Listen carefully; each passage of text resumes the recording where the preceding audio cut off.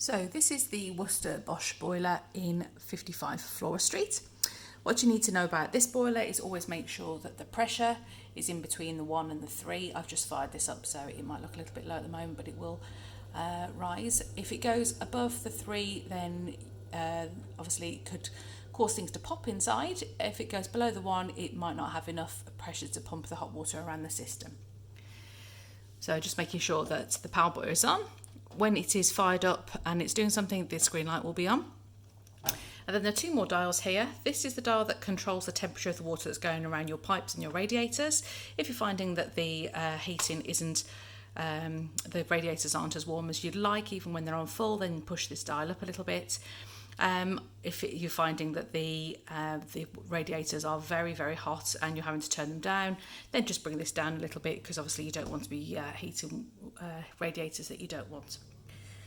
So this one here is the hot water temperature. Again, this is what comes out of your taps.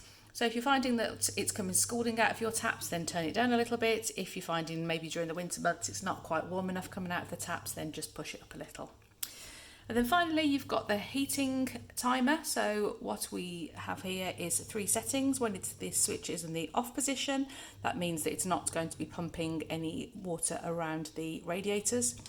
When it's in the middle position, that means that the clock is activated and you can just push these in and it will come on at the time that it's indicated. And when it's in the up position and the on position, that means that the heating is on all the time. I recommend that when you get some really cold snaps in the winter, have it on all the time, but then maybe just adjust the temperature of the water going through your pipe so you're not wasting energy. So when you have it on the timer, just make sure that your house doesn't go really, really hot, really, really cold, really, really hot, really, really cold again, because that's brilliant for condensation mould, which obviously we don't want in the house. Keep your temperature of the house at a nice steady temperature above 18 degrees.